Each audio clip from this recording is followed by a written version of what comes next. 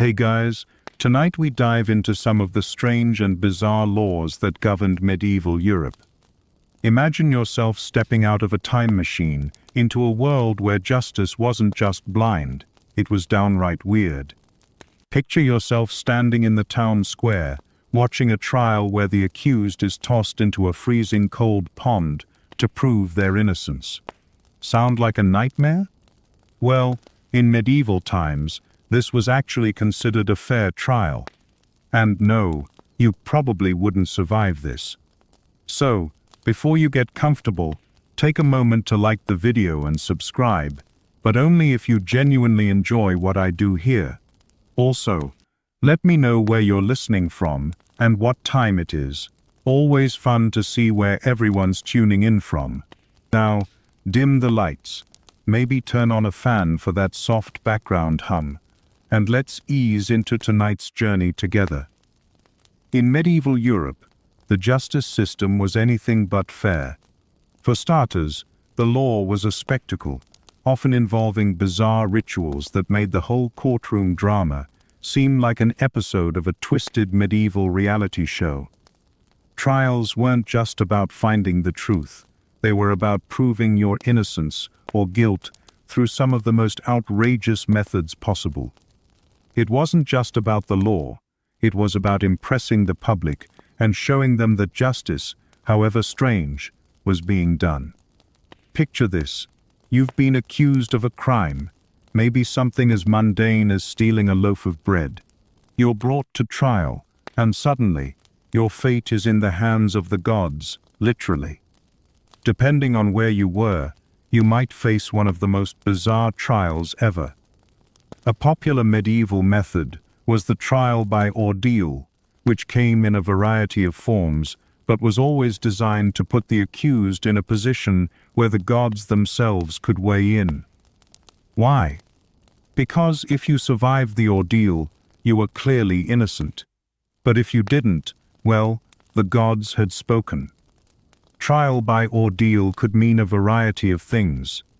You might be plunged into cold water, locked in a cage overnight, or forced to hold a red-hot iron in your hand. The idea was that if you were innocent, divine intervention would protect you. So, if you walked out of that freezing cold water, untouched by the flames, or if your wounds healed miraculously, it was considered proof that you had God on your side. But if you didn't survive, well, you were clearly guilty. Historians still argue whether these trials were meant to be actual tests of divine intervention, or whether they were just a way to get rid of troublesome people. But one thing's for sure: if you were thrown into the water and didn't float, you were a goner. And if you had to walk across a field of red-hot coals, well, let's just say you weren't expected to survive that either. And all this, mind you, was considered justice. Forget having a lawyer, a jury, or even the presumption of innocence. If you made it out of these trials unscathed, congratulations, you were free. But if you didn't, let's just say it wasn't a good day for you. But let's not get too comfortable in this absurd medieval world yet. Just when you think it can't get weirder, you realize that the trial by ordeal wasn't even the weirdest part of the justice system. No, there was also trial by combat, a process where you could solve a dispute by fighting someone. If you were accused of something, you could challenge your accuser to a fight to the death. The winner was, naturally, considered the one in the right. So, yeah, forget evidence or a trial. It was all about who had the better sword skills. Imagine that, your life in the hands of whoever's better with a sword. You'd have to trust that your opponent didn't have some trick up their sleeve, or perhaps even some magical assistance. This was medieval Europe after all. But if you won, you were not only proving your innocence but also earning the satisfaction of knocking out your accuser. Seems like a pretty fair system, right? But this also meant that being good with a sword could make you practically untouchable. Imagine being a noble completely secure in the fact that you could walk into any trial and win just by swinging a sword around.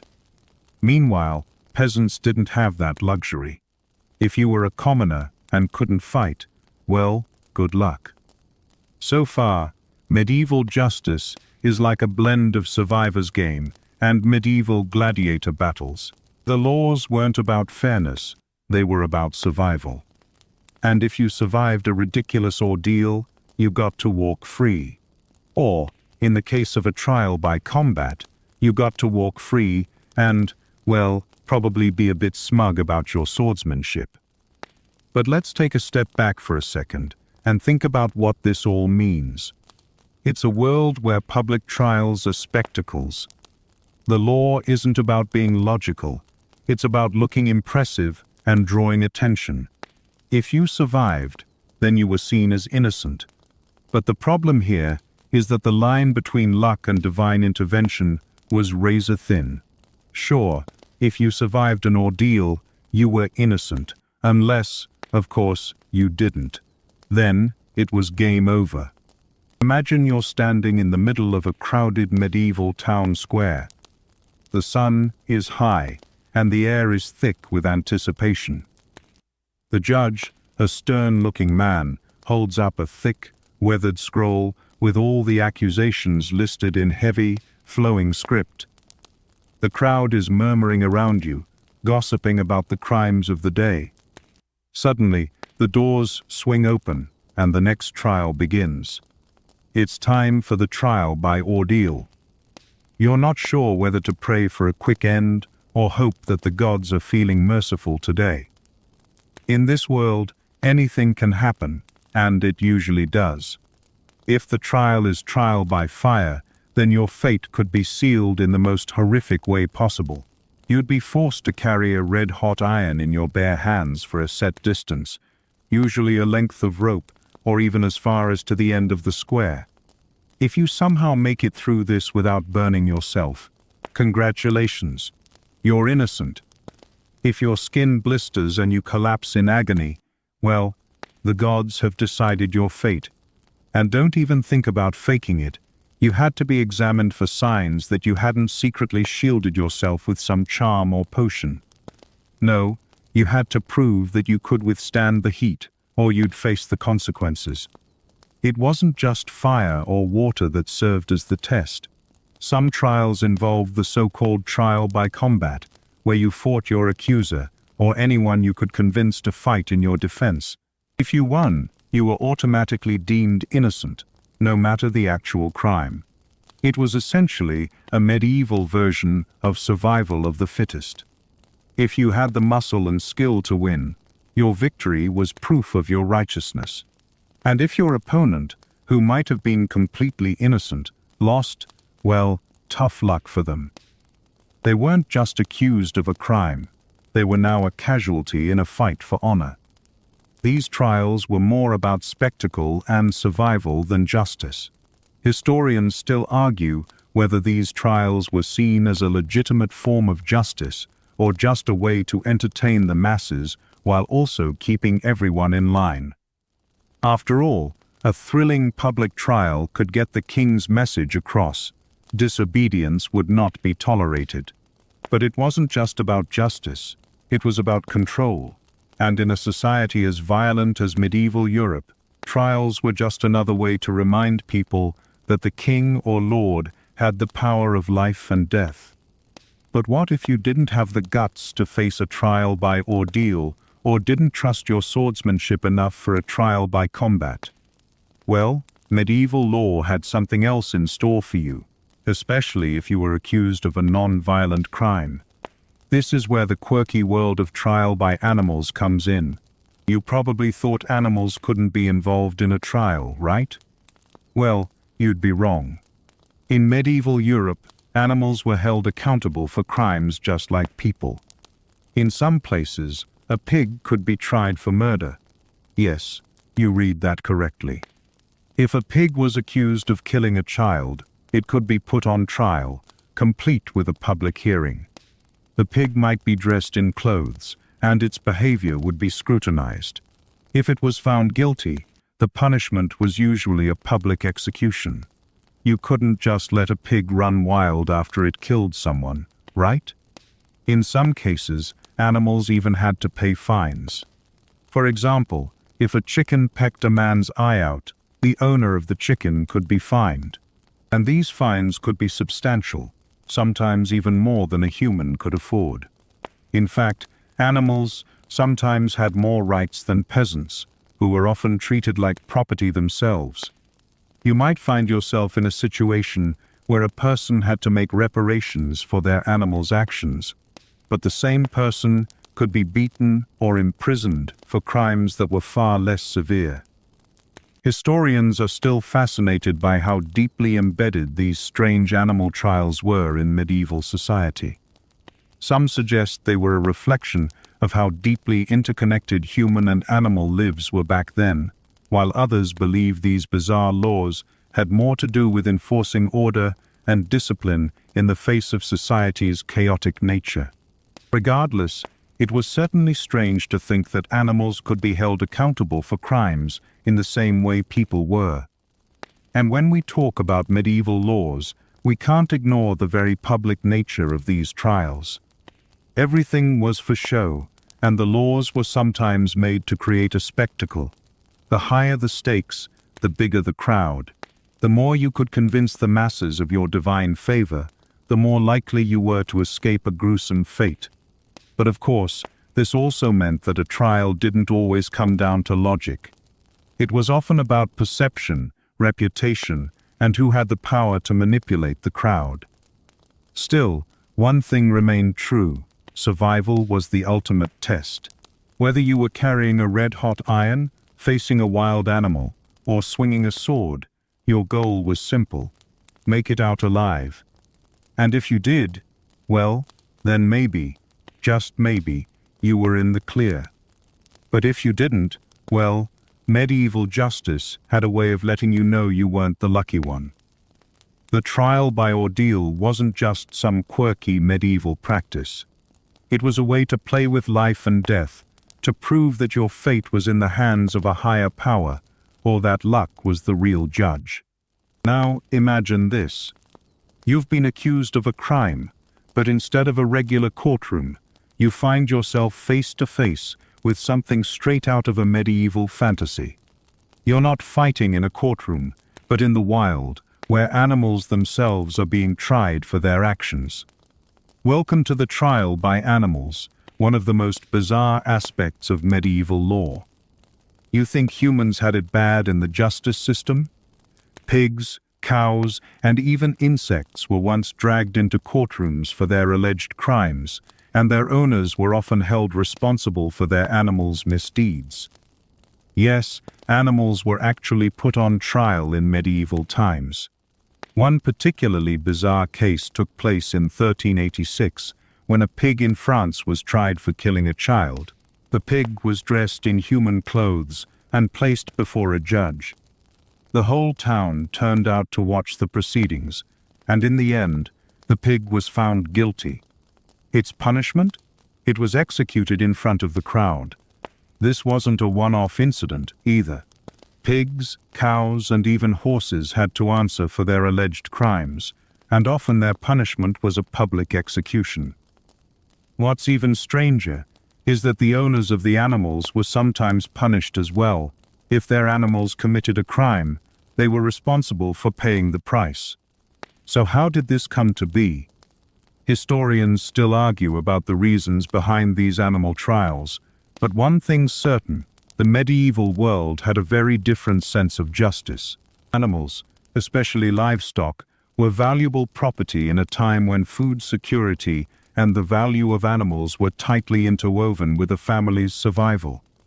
You can imagine why an angry mob might demand justice if their neighbor's cow trampled their crops or if a dog attacked someone.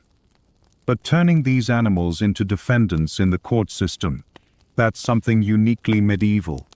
It gets even weirder when you realize that sometimes animals were given lawyers, yes, actual advocates. If a dog was accused of attacking a child, the dog could have a lawyer represent its case. Can you picture the medieval lawyer holding a scroll arguing passionately on behalf of a dog's innocence? These legal practices might seem insane by today's standards, but in a world where superstition and fear ran rampant, even animals weren't safe from accusations. And if you think about it, medieval Europe wasn't the only place that did this. In parts of early modern Europe, animals continued to face legal consequences. It was a sign of how deeply rooted the sense of justice, or perhaps absurdity, was in the medieval world. But it wasn't just animals who faced strange legal obligations. Medieval Europe also had its fair share of laws governing the appearance and behavior of its citizens. These were called sumptuary laws, and they dictated everything from what you could wear to how you could behave. If you were a noble, you could wear luxurious fabrics like silk and velvet, but if you were a peasant, don't even think about sporting anything that looked remotely expensive. It wasn't just about luxury. These laws were about keeping society in its proper place. Now, these sumptuary laws weren't just about limiting fashion choices. They were a way of maintaining social order. You weren't just told not to wear a certain color or material because it was too extravagant. You were told to stay in your lane, or else face punishment. Imagine being a peasant, looking at the wealthier classes draped in gold and fur, and knowing you couldn't wear anything even close to that. These laws weren't just for the highborn. They controlled what anyone from royalty to commoners could wear and what foods they could eat. Historians argue about how effective these laws actually were, with some claiming that they were simply a means of control and others suggesting that they were a response to the rising wealth and power of the merchant class. Either way, it was clear that what you wore said everything about your social rank, and your punishment was often linked to whether you adhered to these societal expectations. Imagine the absurdity of being fined for wearing a certain type of fabric because it was deemed too regal for your status. It was as if a whole society was obsessed with the concept of class, to the point where you could be punished simply for dressing like someone from a higher social class. Yet, these laws were so widespread that they touched nearly every corner of medieval life. Whether you were caught wearing velvet when you were only allowed wool, or eating spices that were reserved for royalty, there was always someone watching to make sure you didn't overstep your bounds. If you were caught breaking one of these laws, you could face a fine, a public shaming, or even physical punishment. Some of these laws were so strict that even royal families had to adhere to them. For example, there were rules about how much gold or silver you could wear. The wealthier you were, the more likely you were to be punished for overindulgence. It might sound like a fairy tale gone wrong, but this obsession with appearance and social status was real. The fact that such laws existed shows how deeply the concept of hierarchy was embedded in medieval European society. If your appearance didn't match your place in the social structure, you were breaking the law. And the weirdest part, these laws didn't just cover clothes. They also included food. Yes, food. Certain foods were considered the exclusive domain of the upper class, and eating the wrong food could be seen as an attempt to climb above your station. Ever think a simple meal could lead to a punishment? In medieval Europe, it could. Historians still argue whether these laws were primarily about control or about maintaining order in an increasingly complex society. Some believe that these laws were simply another way of asserting the power of the upper classes over the lower ones, while others think they were a response to social mobility. Regardless of the reason, it's clear that medieval society took its rules about appearance and behavior very seriously, and that meant everyone had a role to play. Now, let's dive into something that will make your blood boil and your jaw drop: death by animal trials. This isn't some medieval version of a wild zoo, but a very real phenomenon where animals were put on trial for their crimes, and yes, that even included executions. Picture this. A pig accused of killing a child is led to the courtroom dressed in human clothes and, after a public trial, is sentenced to death. And don't think this was a one-time occurrence. These were not isolated incidents, but part of a bizarre medieval tradition where animals could be tried in court for everything from attacking people to stealing crops. If you think this sounds like something out of a dark comedy, you're not alone. It's hard to imagine how anyone thought this was an acceptable practice, but in medieval Europe, it was quite common. The logic behind these animal trials was rooted in the idea that animals could be held accountable for their actions. After all, they were often seen as agents of the devil or divine punishment. It wasn't just livestock, either. From rats to roosters, animals were often considered responsible for crimes that ranged from property damage to, well, death. You might be wondering what happened when the animal was found guilty. The answer? Execution. That's right. If a pig was found guilty of killing a child, it could be executed by hanging or burning, just like any human criminal. Imagine the absurdity of the proceedings. The courtroom would be filled with spectators waiting for a pig, a rooster, or even a donkey to be paraded before them and judged for its crimes.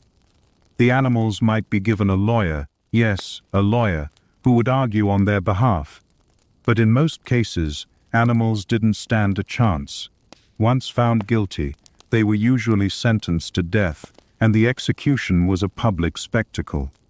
Sometimes, the owner of the animal would be held responsible for the crime, which meant they could face punishment as well, sometimes even a fine or worse, depending on the severity of the crime. But these animal trials weren't limited to just random farm animals. If a rat had been accused of chewing through important documents or crops, or if a dog was caught attacking someone, the trial was just as serious. Now, historians argue whether these trials were purely symbolic acts meant to satisfy public anger, or whether people truly believed animals could be responsible for their crimes. One theory is that these trials were a way of controlling the chaos in a society that had little understanding of animal behavior. After all, blaming an animal for misfortune gave people someone to blame when things went wrong. But whether these trials were a farce or a reflection of medieval law's bizarre complexity, they shed light on how deeply people believed in the concept of divine punishment and the supernatural. Animals weren't just animals. They could be instruments of evil or even divine justice. And this belief infiltrated every aspect of medieval life, including the law. Moving from the absurdity of animal justice to the deeply social and hierarchical nature of medieval laws, sumptuary laws took the cake when it came to regulating the lives of people. These laws were all about controlling what you could wear, eat, and drink based on your social status.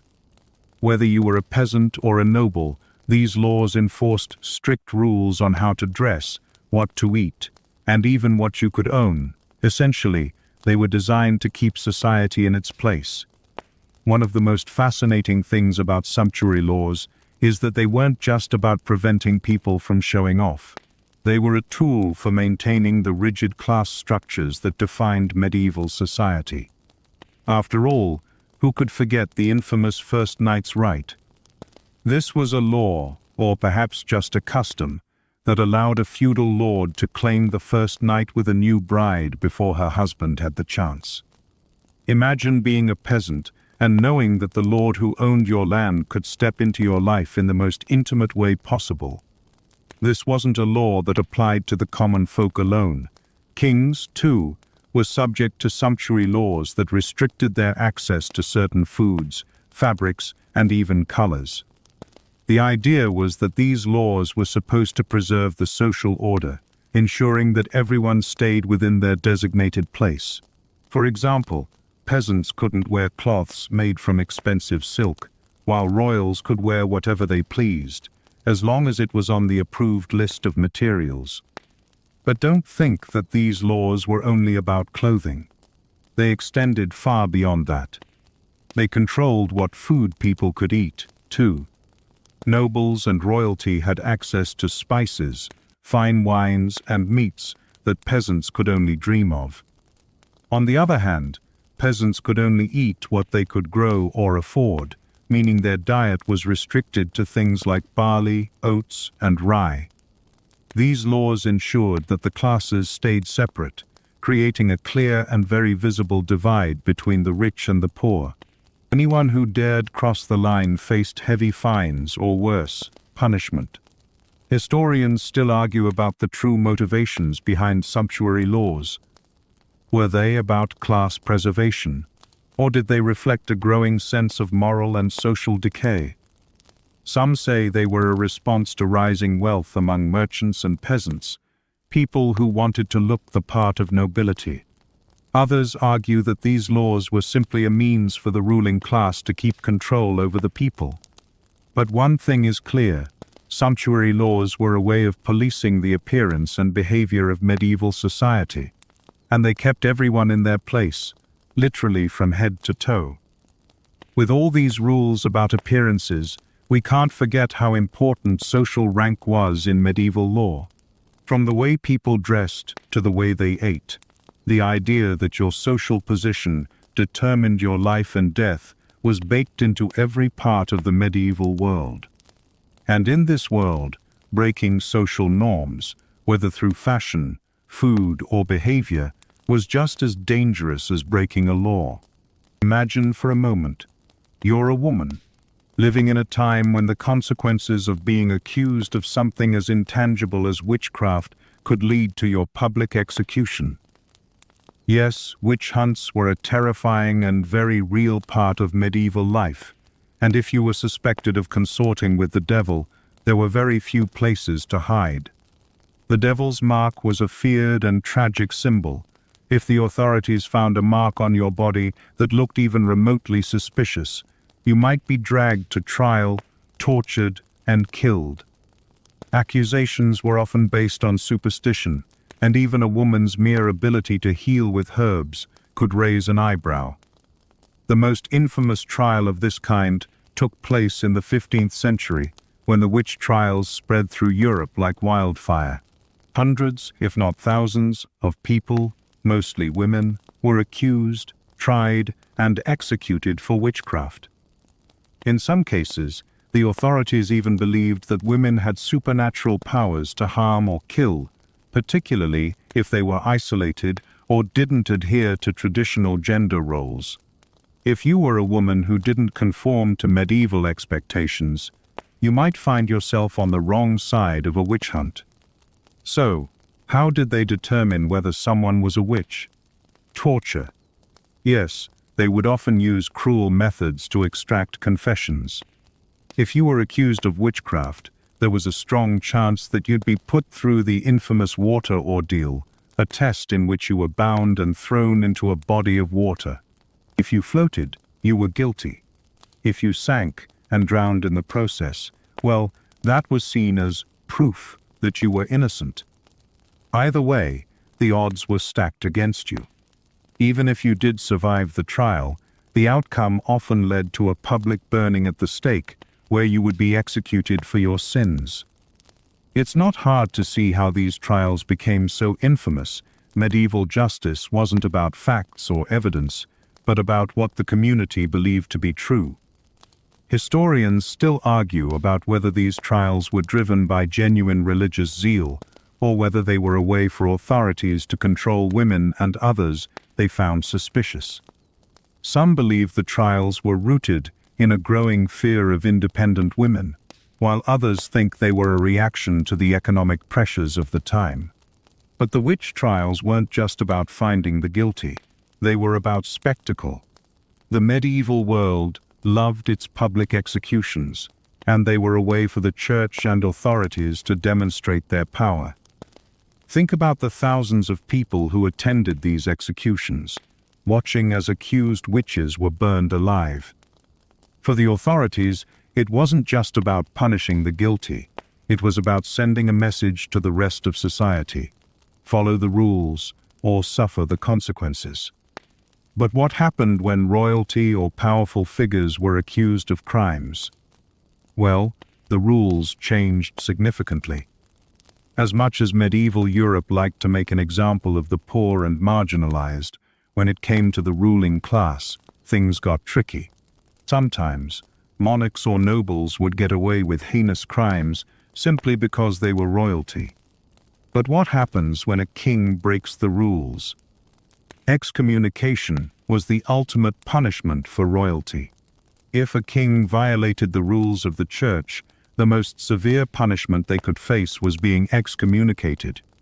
This meant they were effectively cast out from the church and society. Think about it. Being excommunicated wasn't just about not being able to receive communion.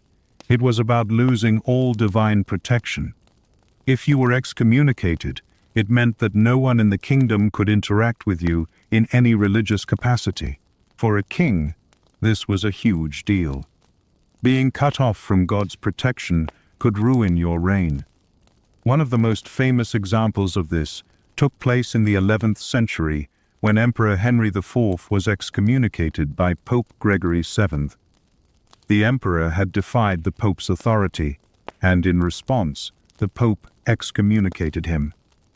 The result was that Henry had to undertake a humiliating journey to Italy, where he stood barefoot in the snow for 3 days, begging for forgiveness. Eventually, the Pope lifted the excommunication, but not before Henry had suffered a serious blow to his power and prestige.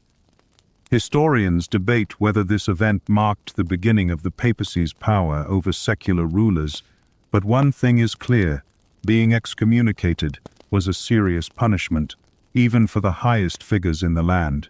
But it wasn't just about the law and religion. Medieval Europe also had its share of bizarre inheritance laws that would make your head spin. In a world where family lines were everything, the laws of inheritance were crucial and often strange. For example, in some parts of medieval Europe, inheritance wasn't automatically passed down to the firstborn child, no matter what gender they were. Instead, the person who was most able to prove their worthiness or fighting skill was sometimes granted inheritance. You had to prove your right to your family's wealth, and that meant proving you were strong enough or capable enough to take it. In some regions, inheritance laws were so strict that you had to prove your loyalty to the family in order to inherit. This might mean going to war for the family, or in some cases, even marrying a specific person. Imagine being told that you couldn't inherit your family's fortune unless you married the right person or swore allegiance to a lord. It seems like a bizarre version of medieval marriage politics, but these were the kinds of rules that governed wealth and power. So, what did this all boil down to? Power. Whether you were a commoner, a noble, or a king, medieval European laws were deeply rooted in a system of control and authority. And when it came to who had power, the law was often twisted to favor those at the top. This was a time when survival often depended on social status and your ability to navigate the complex and absurd world of medieval justice.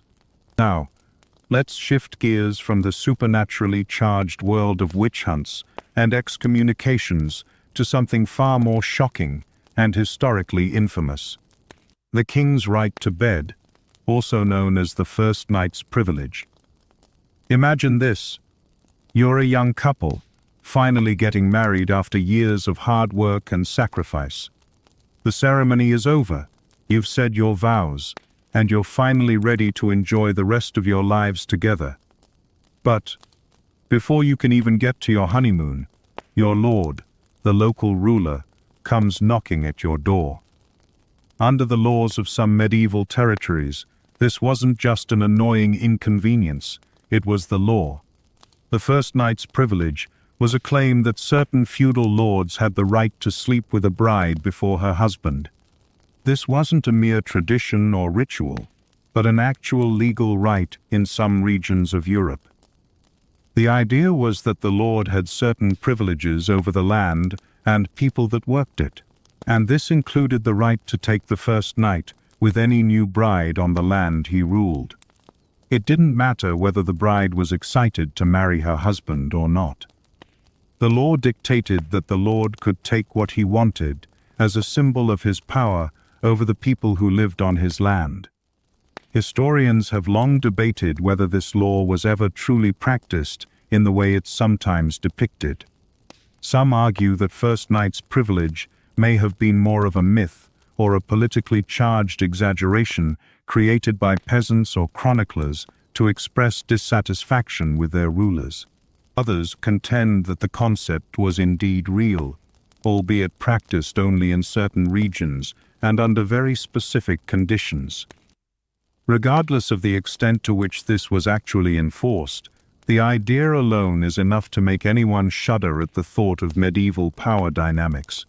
Imagine not being able to choose who you married, and then losing your most intimate night to a lord whose power stretched over every part of your life.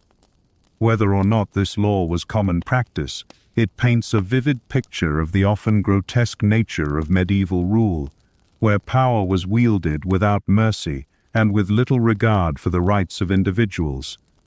But it wasn't only the lords who had strange powers in medieval Europe. Even royalty had their own bizarre legal privileges, sometimes using their status to break the rules of society with impunity. For instance, imagine a king who has broken all the rules, committed a grave offense, and is suddenly faced with the ultimate punishment: excommunication. Sounds like a plot twist in a medieval drama, doesn't it? Excommunication wasn't just a religious sentence, it was a massive blow to a monarch's legitimacy. Without the approval of the church, a king could lose control over his kingdom, his people, and his entire dynasty.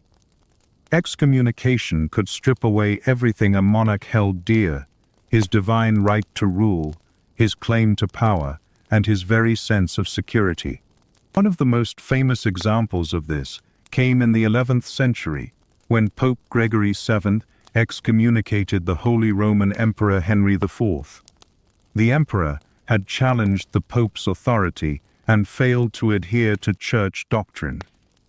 As punishment, Gregory excommunicated him, which meant that Henry was no longer considered a legitimate ruler by his subjects. This set off a massive power struggle, forcing Henry to beg for forgiveness in front of the Pope, essentially humiliating himself by standing barefoot in the snow for 3 days in the winter of The clash of church and state didn't end with Henry IV, though. Excommunication continued to be a powerful tool in the hands of the papacy, used to control kings and monarchs who stepped out of line. This kind of power struggle was not unusual in medieval Europe, where religious authority often overlapped with political power, and any king who defied the church could find themselves facing severe consequences. But it wasn't just monarchs who could feel the sting of excommunication. The common folk also faced the wrath of the church for offenses that we might consider minor today. If you were caught practicing heretical beliefs, you could be cast out from the community, ostracized, or even burned at the stake. The threat of heresy was a constant source of fear in medieval society, where religious conformity was demanded from every corner of society. But not all medieval laws were so brutal. In fact, some of the weird laws had to do with property and inheritance, particularly the strange ways in which families could control who inherited their wealth. Medieval inheritance laws often revolved around the idea of protecting family honor and bloodlines. But these laws weren't as straightforward as you might think. For instance, in some regions, a person had to prove that they were worthy of inheriting land or wealth. This might mean being able to physically prove that you could defend the family's honor by successfully completing a combat trial or performing some other form of physical challenge. It wasn't enough just to be born into the family. You had to prove you had the right to inherit. Some of these laws could seem downright ridiculous. Imagine being told that in order to inherit your family's wealth, you would have to marry a specific person chosen by the family or prove yourself in battle against a neighboring family's heir. There was no easy path to inheritance, and that made medieval life all the more chaotic for the families caught in the web of these laws. You might think that after years of hard work, your inheritance would be guaranteed, but in medieval Europe, nothing was certain. The laws around inheritance often hinged on bizarre customs and strange family politics that didn't always seem fair or logical. Historians still argue about the purpose of these inheritance laws. Were they meant to protect family wealth and ensure the survival of the family line, or were they just another way to enforce the power of the elite? Regardless of the true motivations, they were a very real part of medieval life, and they played a major role in shaping the way wealth was passed down from generation to generation. But the most absurd part of these laws? Sometimes the way to inherit wasn't about bloodline, wealth, or even loyalty. It was about your ability to fight for what was yours. And in medieval Europe, that could be a dangerous proposition. Let's take a breather from all the bizarre medieval trials and dive into something that, while a bit less dramatic, still carried an absurd level of seriousness: peasant rights. If you were a peasant in medieval Europe, you didn't have many rights. Your life was dictated by the whims of the feudal lord who owned the land you worked.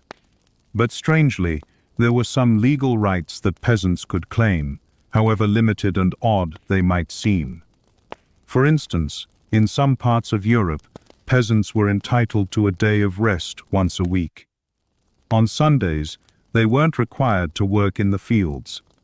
This was a small but significant right, allowing them a brief respite from their grueling daily labor. In addition to this, peasants could also claim protection under the law, at least in theory. In some cases, a peasant who was wronged by a lord could go to court and demand justice. Imagine that. A lowly peasant standing before the king's judge, asking for redress.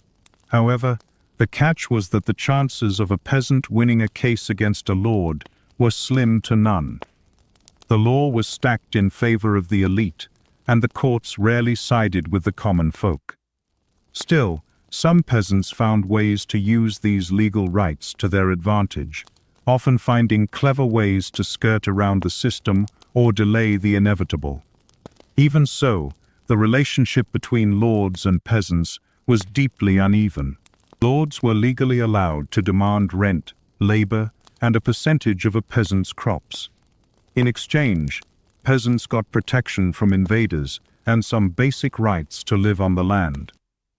But even this protection was a double-edged sword. When a lord needed soldiers for war, the peasants were expected to fight, whether they liked it or not. This kind of system was brutal, and the peasants' so-called rights were often more about survival than actual legal protection. Historians still argue about how much power peasants really had. Some believe that while the legal system may have appeared to protect the peasantry, the underlying feudal structure meant that peasants were always at the mercy of the lords. On the other hand, others suggest that some peasants were able to carve out a small degree of independence by exploiting the legal gaps or finding ways to appeal to higher authorities. Regardless, the fact remains that peasant life was a constant struggle against the feudal system and the power of the elites. Now, let's talk about something that seems a little more logical, but with a twist: medieval laws about animals. Yes, animals had their own laws, and no, this isn't a fairy tale. In medieval Europe, animals could be fined for misbehaving, and even given a trial if they caused significant damage. In some cases, a dog could be tried for attacking someone, or a pig could be held accountable for destroying crops. When animals went rogue, it wasn't just the owners who were responsible. The animals themselves were judged for their actions. The animal trials weren't just about punishing the animals, though. They were an important way for medieval society to manage its chaotic and often unpredictable rural life. In a time when people relied on animals for their survival, whether for food, labor, or protection, the behavior of animals could affect not just the owner but the entire community. A pig that broke into someone's house and destroyed property could be a financial disaster. A horse that trampled a child might cause a local uproar. The answer: bring the animal to court. In fact, these animal trials were often more about maintaining order than about exacting justice. For instance, if a horse kicked a peasant, that horse might be brought to trial, with its owner serving as the defendant. If the horse was found guilty, it could face severe punishment, sometimes even death. And animals weren't the only ones who had to answer for their actions. In some parts of medieval Europe, even insects were held accountable. Locusts, for example, could be charged with destruction if they swarmed a crop, and the local authorities would take steps to prevent such devastation from happening again. The strangest part of these animal trials was that sometimes animals were given a defense attorney. Yes, that's right. A lawyer would stand before the court, arguing on behalf of a pig, dog, or even a rat, trying to save their client from execution. Imagine a medieval lawyer passionately defending a chicken accused of eating someone's crops. This bizarre spectacle was a very real part of life in some places, though the animals were usually found guilty and punished anyway. Historians still debate whether the animal trials were purely symbolic acts, or if they were a reflection of the deep connection between animals and humans in medieval society. Some believe that these trials were designed to send a message about maintaining control over everything in life, including the natural world. Others argue that these bizarre legal proceedings were a way to appease the local community, providing a sense of order when things felt chaotic. But one thing is certain: medieval law was a wild and unpredictable thing, and it often involved a strange mix of superstition, practicality, and a need to impose control over every aspect of life, human, animal, or otherwise. As we move forward, let's talk about a different type of law: the king's peace. This was a law that protected the peace of the king's realm.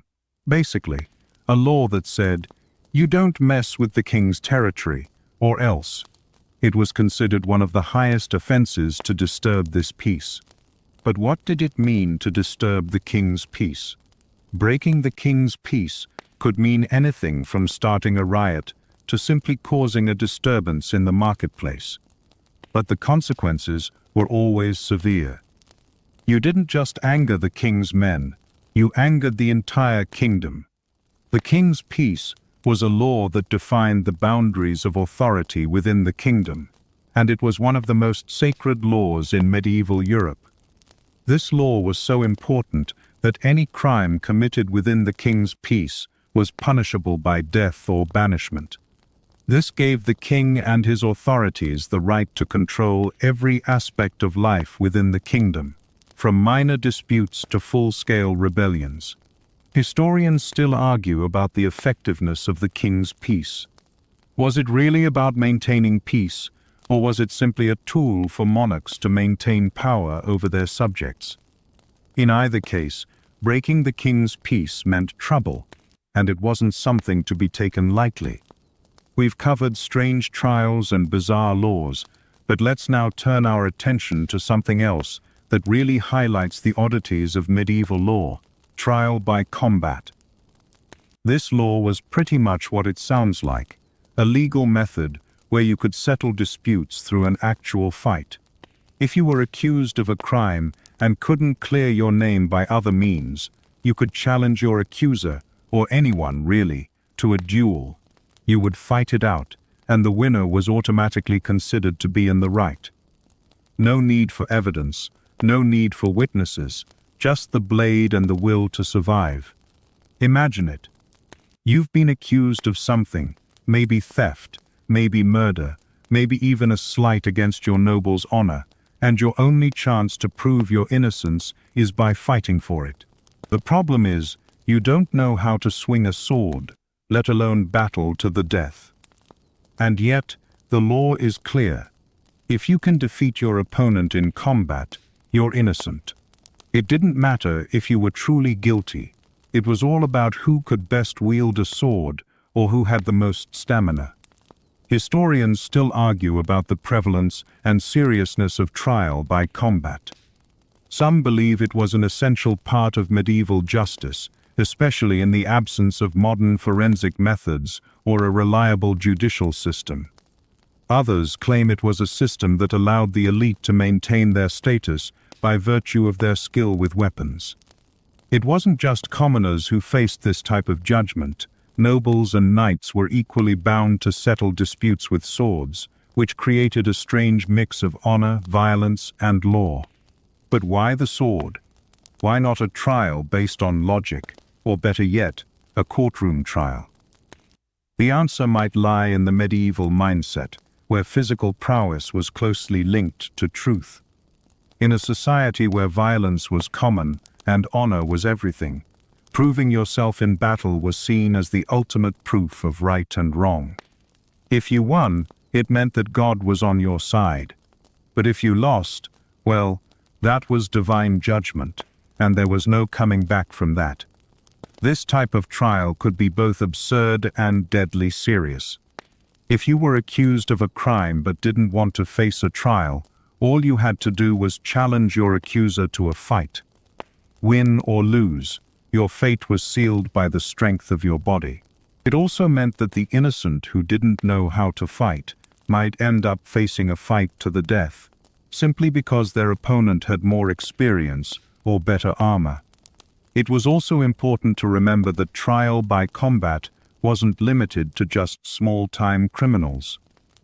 In fact, this form of justice was particularly popular in cases involving honor, especially among the nobility. If one knight insulted another, or if someone dishonored a lord, a duel could be the way to settle the score. This often involved more than just a sword and shield. It was a deeply ingrained tradition of proving one's personal honor. The concept of honor governed so much of medieval life that breaking someone's personal honor could lead to dire consequences, including not just a duel, but also serious political ramifications. But as time passed, trial by combat began to lose its credibility as a fair and reasonable way to determine innocence. Eventually, by the late Middle Ages, it was phased out in favor of more formal trials. But the idea remained embedded in the popular imagination. It wasn't until the 16th century that the practice was officially banned, marking the end of one of the most absurd forms of legal practice in Europe's history. Speaking of absurdity, let's turn to a law that, in some ways, mirrors the medieval obsession with control and punishment. Laws of inheritance. But these laws weren't as straightforward as you might expect. Inheritance wasn't always passed down automatically to the firstborn child. Instead, medieval law had a unique way of determining who was most deserving of a family's wealth or land. One of the stranger elements of inheritance law was the practice of requiring heirs to prove their worthiness in a variety of ways. If you were the eldest son, you might not automatically inherit the family estate. Instead, you might have to undergo a series of tests, such as demonstrating your ability to fight in battle, or even proving your loyalty to the king. Sometimes, it wasn't enough to be born into the family. You had to prove you could earn the inheritance. This might include fighting in a tournament, swearing an oath of loyalty, or even marrying a particular person. For example, the law could dictate that you couldn't inherit land unless you married into another noble family or aligned yourself politically with a certain house. The concept of primogeniture, where the eldest son inherits the entire estate, wasn't always practiced consistently across medieval Europe, and inheritance laws often differed dramatically by region. What's even weirder? In some cases, inheritance wasn't just about blood. There were laws that dictated that an heir had to physically prove their ability to handle the family wealth. For instance, if you couldn't prove that you could manage the land or defend it in battle, your claim to the estate might be contested. This meant that not only the physical ability to fight was important, but also your capability to manage the family's resources and maintain their honor. Historians are still divided over whether these inheritance laws were designed to maintain power within the aristocracy, or if they were a way to ensure that wealth stayed within the right hands, those of a capable heir, rather than someone who might squander the family fortune. Some argue these laws were about preserving the family name, while others believe they were more about keeping power and wealth tightly controlled by the nobility. As strange as these inheritance laws were, they point to the deep hierarchy that dominated medieval society. Inheritance wasn't simply about passing on wealth, it was about ensuring that the right people held on to power. And in a world where family legacy was everything, the rules of inheritance could make or break a noble's future. Now that we've ventured through bizarre trials, gruesome punishments, and strange inheritance practices, let's turn our attention to something equally odd, but a little less bloody: peasant rights. For all the talk of power and grandiosity in medieval society, let's not forget that the majority of people were peasants. These were the folks who worked the land, grew the crops, and fed the ruling class. But surprisingly, despite their lower status, peasants actually had a few rights that were legally protected, though these rights were often more theoretical than real. One of the more interesting aspects of peasant rights in medieval Europe was that, in some regions, peasants had the right to appeal decisions made by their lords. This wasn't to say that peasants could argue with their lords' decisions on a whim, but it did mean that they had some recourse if they felt they were being unfairly treated. For example, if a peasant was being forced to work excessive hours or pay exorbitant rents, they could, in theory, seek redress through the courts. However, the chances of winning such a case were slim, especially if the lord had a large degree of control over the local judicial system. Despite these rights, the life of a medieval peasant was often brutal. They were bound to the land and could be taxed into poverty, forced to give a portion of their crops to their lord, and often had very little freedom to make choices about their lives. Most peasants lived in small, poorly built cottages, often sharing one room with their animals. Their living conditions were far from ideal, and their work was grueling, plowing fields, tending to crops, and working with livestock from sunrise to sunset. Peasants were generally not permitted to leave the land without the lord's consent. If they did, they could face punishment, such as imprisonment or being forced to return to their lands. This led to a system known as serfdom, where peasants were essentially tied to the land and had very few rights to move or change their circumstances.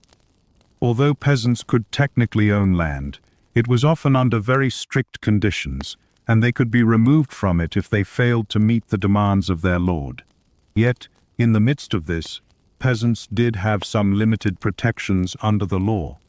For instance, in some regions, peasants were given certain legal protections if they were wronged or if they were subjected to unjust taxes or fines.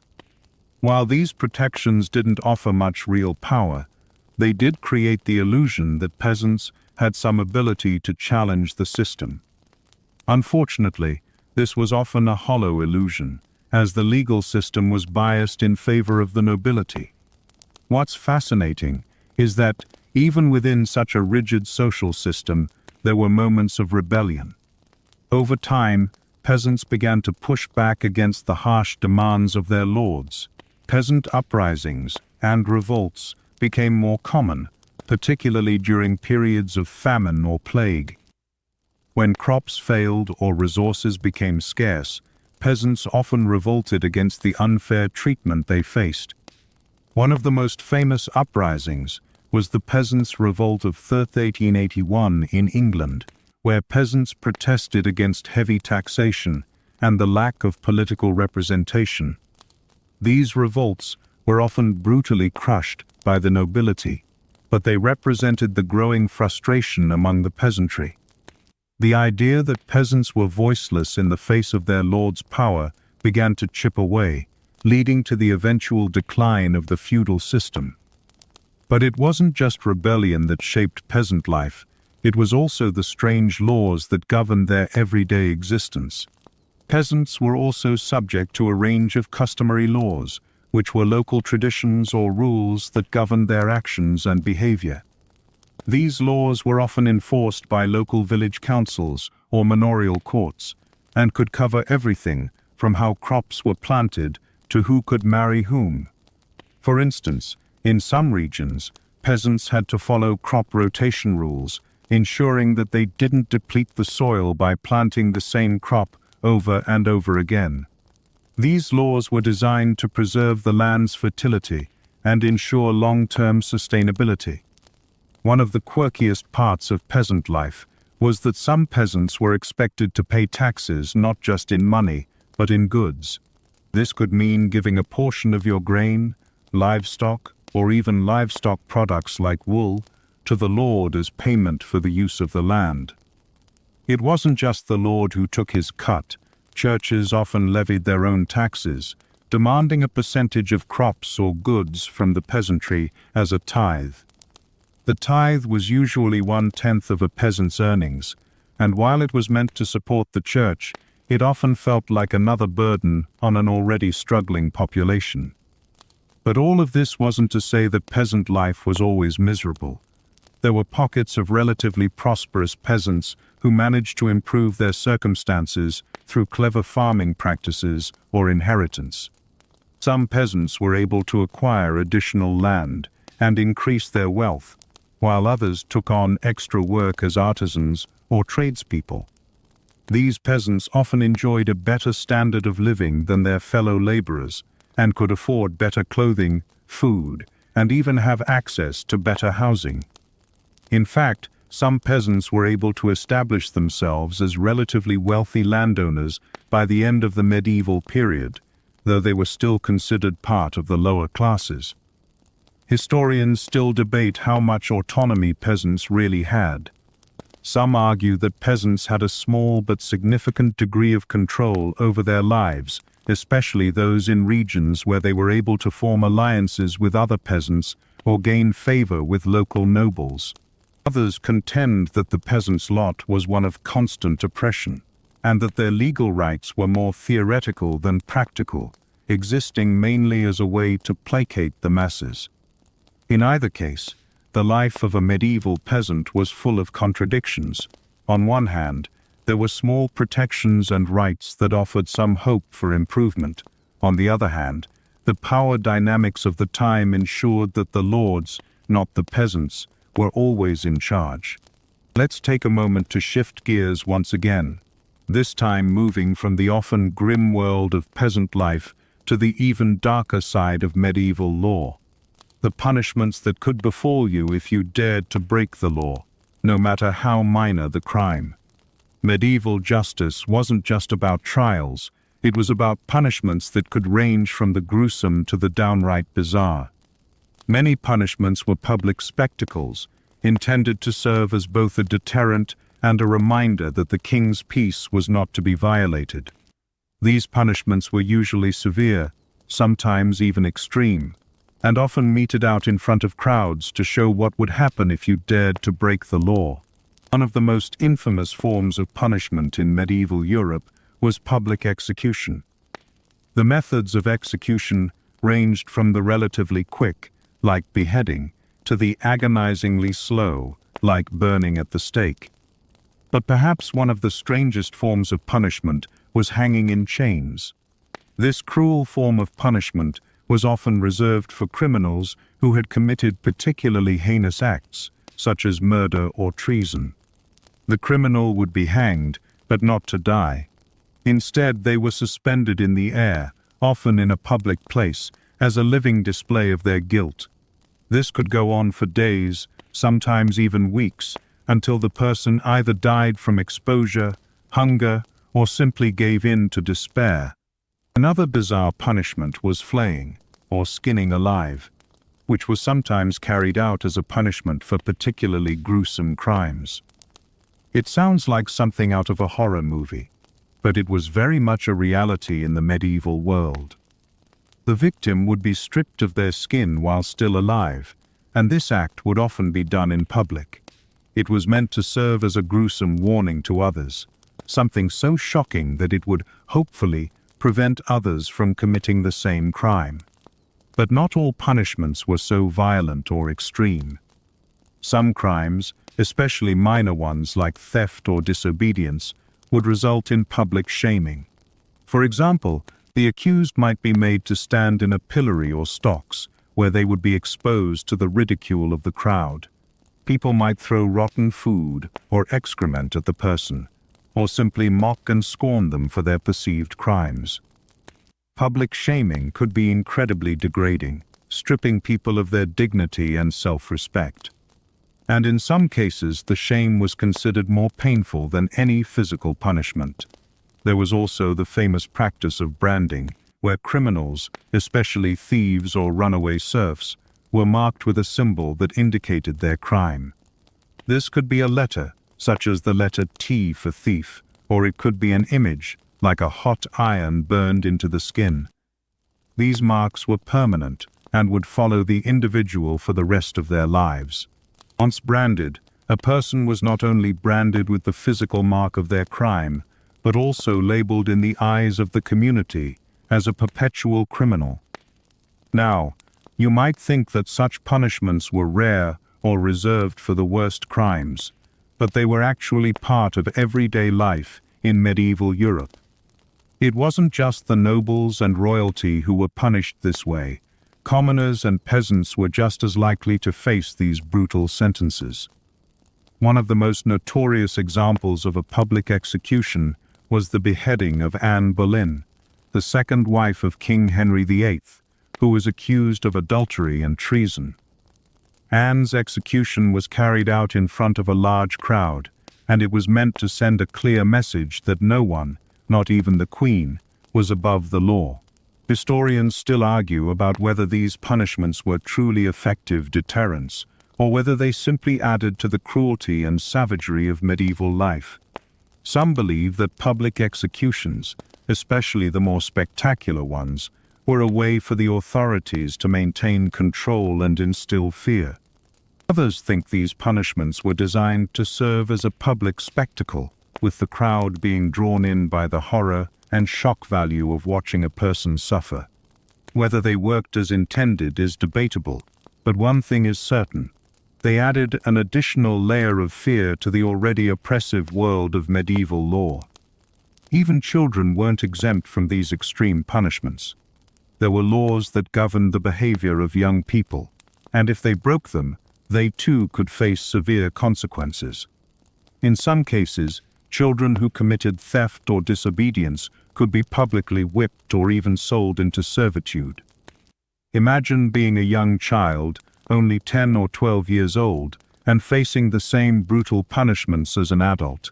The medieval world had no mercy when it came to crime, and there was little distinction made between the young and the old.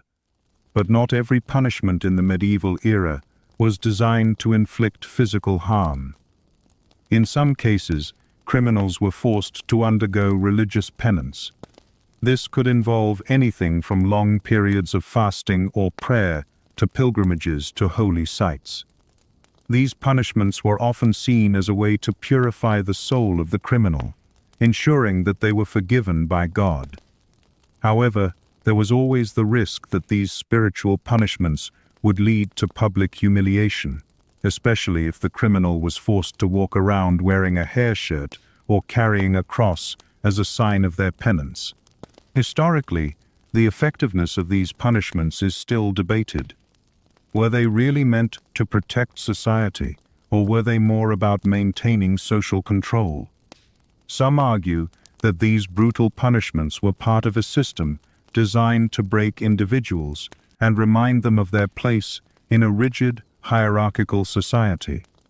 Others believed they were meant to deter crime, though it's hard to imagine how watching someone being publicly executed for petty theft would discourage others from doing the same. What is certain, however, is that the medieval legal system wasn't one built on rehabilitation or fairness. It was a system designed to maintain order through fear, spectacle, and punishment. There were no prisons where people could serve sentences and reflect on their wrongdoings. Instead, punishment was meant to be immediate, public, and often violent, a warning to anyone who might dare break the rules of the medieval world. As we shift our focus once more, let's take a moment to explore one of the more peculiar and somewhat humorous laws that governed medieval life: laws for animals. While we've already discussed how animals could be put on trial for crimes like theft and assault, the medieval world also had a bizarre way of regulating animal behavior. Yes, you heard that right. There were laws on the books that specified what animals could and couldn't do, and if they broke the rules, their owners would often be held responsible. Sometimes, these laws made perfect sense, but other times, they were downright strange. In medieval Europe, livestock such as pigs, cows, horses, and even dogs were incredibly valuable. They were used for food, labor, and transportation, and they were often essential to the survival of their owners. But with such valuable creatures roaming about, it wasn't long before local laws emerged to regulate their behavior. If an animal caused damage to crops, property, or people, it could be punished, and the owner could be fined or even put on trial. But not just any animal was subject to these laws. Some were more protected than others. For example, if your horse trampled a neighbor's garden, you could face a fine, but if your dog bit someone, it could be sentenced to death. Yes, some medieval towns had the right to execute animals for their crimes. One particularly bizarre case comes from a 16th century trial in France, where a pig was tried and executed for the crime of killing a child. Not only was the pig dressed in human clothing for its trial, but its owner was also held responsible and was publicly punished. What's even stranger is that this wasn't an isolated case. Animals were put on trial for things like stealing food, killing livestock, or even destroying property. In some parts of Europe, it wasn't unusual for people to bring animals to court, especially if they had caused damage in some way. And sometimes, these animals were defended by legal representatives who tried to argue that their actions were unintentional or accidental. What's even more perplexing is that these animal trials weren't just about proving the animal's guilt. In many cases, humans were also tried for their animal's actions, especially if the animal had been allowed to run free or had failed to follow the rules of the land. For example, if a cow wandered onto someone's property and destroyed a garden, the cow's owner could be fined or even forced to pay restitution to the victim. In some cases, wild animals, like wolves or bears, were also involved in legal disputes, though their owners were rarely brought to trial. Historians are still unsure whether these animal trials were meant to serve as genuine justice, or if they were just a way to appease the local community. Some believe that these trials were designed to maintain order in a world where people depended heavily on animals, and others argue that they were more of a symbolic act to show that the law applied to all creatures, not just humans. Either way, these strange legal practices were a reminder of the importance of animals in medieval life, and the lengths people would go to regulate their behavior. But while medieval laws for animals were certainly strange, they were far from the only bizarre regulations that existed in the world of medieval Europe. Let's now turn to a legal practice that was both strange and somewhat absurd: the sumptuary laws. These laws were designed to regulate what people could wear, eat, and even own based on their social status. In a world where social hierarchy was everything, sumptuary laws were one of the key ways to reinforce the boundaries between the upper classes and the lower classes. In many medieval kingdoms, certain fabrics, colors, and materials were reserved exclusively for the nobility. For example, only royals and high-ranking nobles were allowed to wear silk, velvet, and fur, while commoners were restricted to wool or linen. The logic behind this was simple. By restricting access to certain materials, the ruling class ensured that their status was clear to everyone. If you wore a luxurious fur coat, it was a clear sign that you were wealthy and powerful. If you wore plain woolen garments, you were a commoner. Simple as that. But the sumptuary laws didn't just regulate clothing, they also controlled food consumption. There were laws that dictated what types of food different social classes could eat.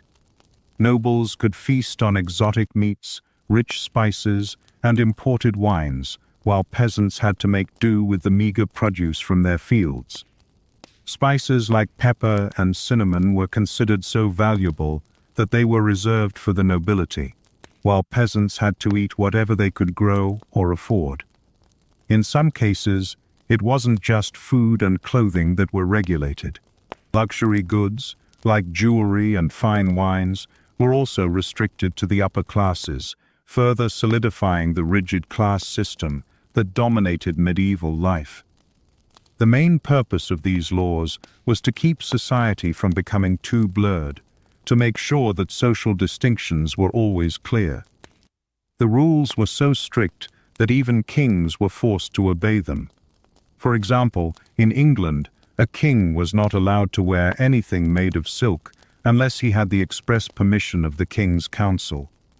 These laws might sound ridiculous today, but in medieval Europe, they were seen as an important tool for maintaining order and social stability. After all, if everyone started dressing like a noble, how would you know who was in charge? Historians still debate the purpose and effectiveness of these sumptuary laws. Some argue that they were simply a way for the nobility to assert their dominance over the lower classes, while others suggest that they were a way to maintain moral and economic control over society. Whatever the reason, these laws were another reminder of how deeply structured medieval society was, and how far people would go to maintain the status quo. Now, let's move from the fantastical realm of sumptuary laws to another strange legal practice that ruled over medieval Europe: the king's peace. This wasn't a simple expression of goodwill, it was a legal concept that carried immense power. In essence, breaking the king's peace meant disrupting the sacred authority of the monarchy, and this was one of the worst crimes you could commit in medieval Europe. The king's peace wasn't just about maintaining law and order, it symbolized the king's divine right to rule, and disrupting it meant threatening the stability of the entire kingdom. The king's peace was a concept embedded deep within the medieval legal system, and it had wide-reaching implications for both the nobility and the common folk. Essentially, this law stated that if you committed a crime within the realm, not only were you breaking the law, but you were also defying the very peace of the king. It was seen as a transgression against the crown, and punishments for such offenses were often swift and brutal. For commoners, breaking the king's peace could mean anything from a simple disruption in a market to a full-scale rebellion. In fact, medieval Europe saw several peasant revolts fueled by discontent with local lords, and these uprisings were often quickly suppressed by the royal army. The king's peace made it clear that the monarchy was the ultimate authority in the land, and anything that disturbed that authority was considered treasonous. But even more interesting than the commoner's role in the king's peace was how it impacted the nobility. It's no secret that medieval Europe was a land dominated by kings, lords, and knights. These were the individuals who held the true power within society. However, even nobles weren't immune from violating the king's peace. A duel between nobles, for instance, could be seen as an attack on the king's authority. If two nobles fought in the streets or challenged each other for honor, they weren't just dishonoring each other, they were also dishonoring each other. They were also dishonoring the king. This often led to royal intervention, and the offenders could be punished or forced to pay reparations. Breaking the king's peace had even more severe consequences in times of war. If someone engaged in a rebellion against the crown or aided an enemy invader, they were committing treason. This was considered the ultimate offense in medieval society, punishable by death. A rebellion could involve everything from taking up arms against the king's soldiers to simply supporting a rival monarch. Historians still debate how much power the king's peace really had during periods of turmoil, but it's clear that it served as a reminder of royal control and the absolute authority of the crown. In some cases, the king's peace was so sacrosanct that even the king's own family could be punished if they violated it. A king who broke his own peace, whether by committing an unlawful act or even by failing to protect the realm, could be called into question by the church, his nobles, or his subjects. Excommunication could be used as a tool to strip a king of his authority, as happened with Henry IV of the Holy Roman Empire, who was excommunicated by Pope Gregory VII, illustrating just how powerful the king's peace concept was. This idea of sacred authority was woven deeply into the fabric of medieval society. The king was seen as God's chosen representative on earth, and maintaining peace under the king's rule wasn't just about practical governance, it was about maintaining divine order. Violating this peace wasn't just illegal, it was an affront to God's will. This blend of religion and law ensured that the king's peace was taken very seriously. The king's subjects didn't just fear earthly punishment, they feared divine wrath for offending the sanctity of the crown.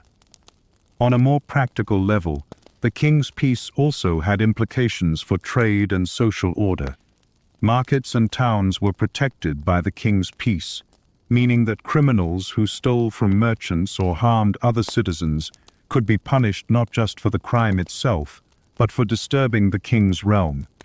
In these cases, criminals were often dragged into the royal courts, where they could face a quick trial and, if convicted, a severe punishment. Keeping the peace in markets was seen as a way of maintaining economic stability, which, in turn, helped the king's economy flourish. Despite the perceived power of the king's peace, however, it didn't always work the way it was intended. Lords who ruled over vast territories sometimes ignored the king's laws and acted with impunity. Local rulers often had enough power to maintain their own peace in their own regions, sometimes at odds with the royal family. This created a constant tension between the power of the king and the autonomy of the nobility. And as feudalism began to decline, this tension would ultimately contribute to the breakdown of the medieval system. But even with these challenges, the king's peace remained one of the most significant legal concepts in medieval Europe, and violating it was a serious crime with far-reaching consequences. It reinforced the authority of the monarch and kept the feudal system in place, ensuring that any rebellion or challenge to royal rule was swiftly put down. This created a legal framework in which loyalty to the crown was paramount, and disloyalty could cost you your life. As we've navigated through the strange and sometimes brutal world of medieval laws, let's shift our focus to something equally unsettling: the medieval obsession with heresy. In the eyes of the Church, heresy wasn't just a religious matter, it was a legal one. Medieval Europe was deeply entrenched in religious orthodoxy, and anything outside the accepted dogma was considered not just wrong but dangerous to the very fabric of society. A heretic, someone who dared to defy the teachings of the Church, was treated with suspicion and often severe punishment. One of the most infamous ways heretics were dealt with was through the Inquisition. The Inquisition was a series of church-run trials designed to root out heresy and punish those who strayed from the accepted beliefs of Christianity. These trials could be terrifying, as they often involved torture to extract confessions. The Inquisition was responsible for countless people being accused, tried, and executed, and often these trials were based on little more than rumors or suspicion. It's easy to imagine how devastating it would be to live in a time when simply questioning certain religious practices could lead to your death. In many cases, heretics were burned at the stake, often in public, as a display to others. The church's hold on society was so strong that even the king or nobles often had little say in the fate of the accused.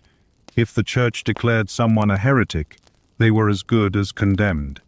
One of the most notorious episodes in the history of heresy trials was the execution of Joan of Arc in 1431.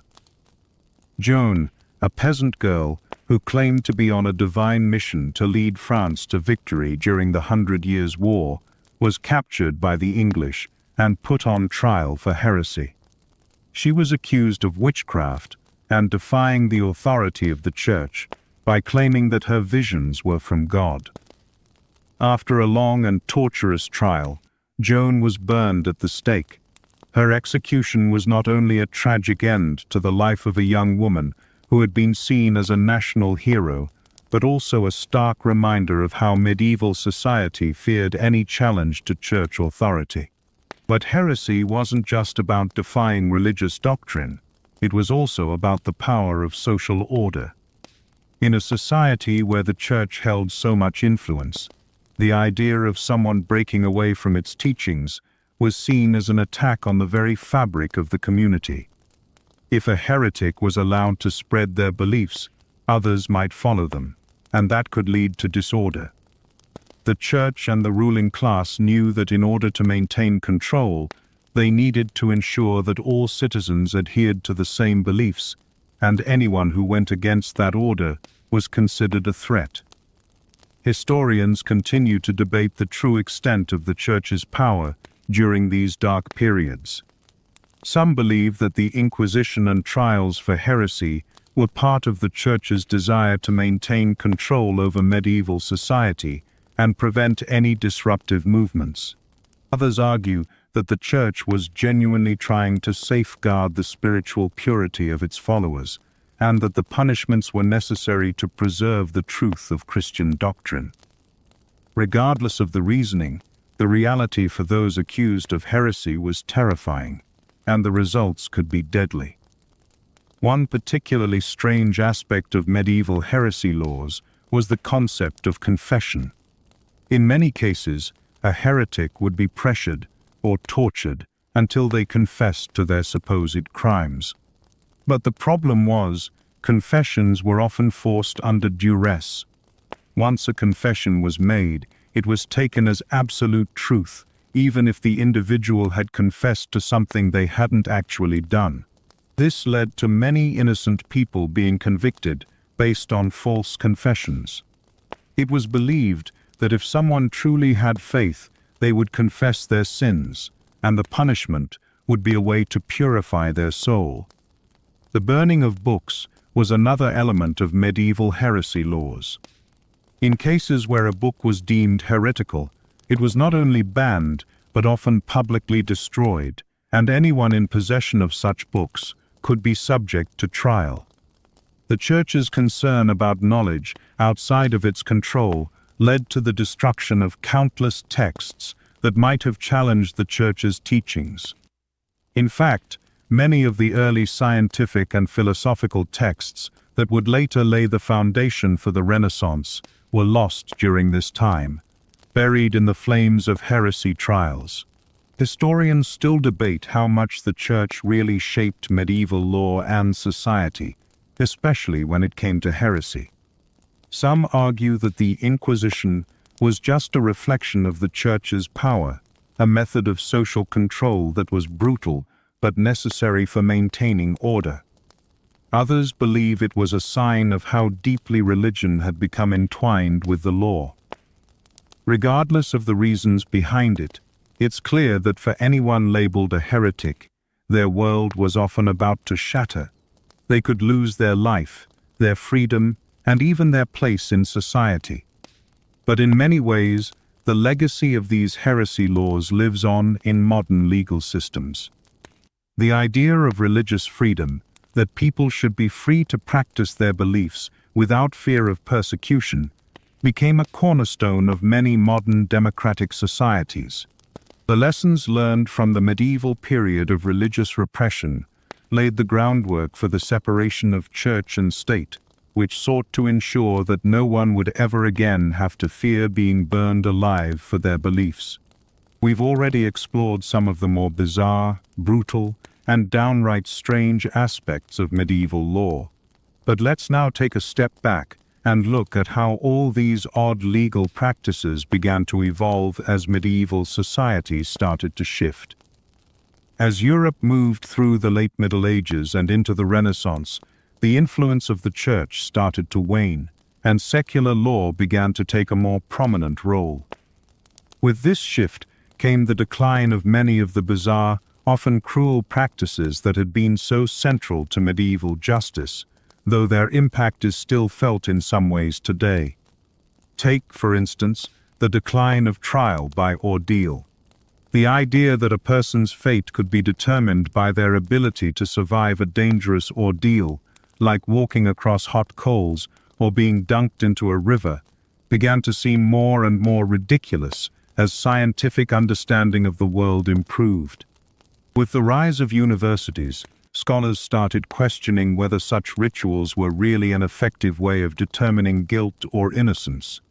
The Church itself began to distance itself from the practice, as it became more concerned with spiritual salvation than enforcing what seemed to be increasingly absurd ideas of divine judgment. By the 14th century, trial by combat also began to fade into obscurity. Although the idea of settling a dispute with a duel may sound dramatic and even glamorous in some ways, the reality was that these trials were becoming more chaotic and dangerous. As monarchy and central governments grew stronger, they began to enforce more standardized legal systems, and the practice of allowing individuals to settle disputes with swords was gradually replaced by more formal courts and legal representation. England, for example, officially banned trial by combat in 1819, making it one of the last places where the practice had a foothold. Similarly, the King's Peace, which was so fiercely guarded by monarchs, also evolved over time.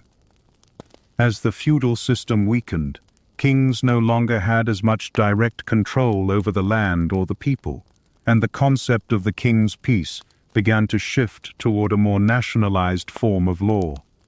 This led to the development of more modern legal systems that weren't solely dependent on the monarch's authority, but rather on laws and codes that applied to everyone. The rise of powerful monarchies during this time also began to push the notion of absolute monarchy into the background, favoring instead the idea of a nation governed by law, a crucial step toward the constitutional systems that would develop in later centuries. Yet, it wasn't all progress. Some of the old laws that had existed during the medieval period were simply reinvented. The legacy of the sumptuary laws, for instance, was absorbed into a variety of cultural and legal traditions around status and appearance. In many ways, we still see remnants of the social divide in today's world, even if it's not as explicitly regulated by law. People still use fashion and material wealth as ways to display their status in society, and social class divisions, while no longer enforced by law, are still deeply ingrained in many cultures. The idea of religious heresy didn't disappear overnight either. Even after the Inquisition started to lose power in the 16th century, many European countries continued to have laws against heresy well into the 18th century. The religious persecution of Protestants during the Reformation, for example, shows how deeply religious orthodoxy was intertwined with law during this period. These laws not only punished religious dissidents, but also maintained the authority of the state by limiting the ability of people to question or challenge authority. However, the most lasting legacy of these medieval laws was perhaps the idea of justice itself. The weird and often arbitrary nature of medieval justice gave way to the development of more structured and rational systems of law. Many of the ancient Roman legal principles, such as the concept of legal representation, the right to a fair trial, and appeals, would lay the groundwork for the more modern legal systems we see today. The shift from trial by ordeal to rational legal procedures and courtrooms, with evidence and testimony, signified a major departure from the medieval world, one that began to focus more on fairness and less on divine intervention. At the same time, the medieval obsession with punishment also left a mark.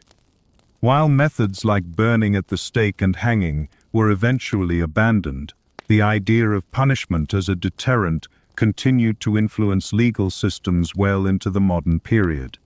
Even today, some countries still carry the tradition of using harsh punishments to send messages about crime and justice, though now often through fines, long prison sentences, or, in some cases, capital punishment.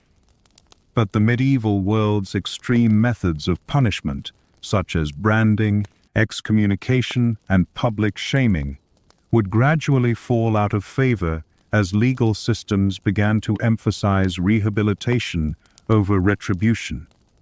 Despite all these changes, the medieval period's laws have left behind some cultural legacies that still echo today.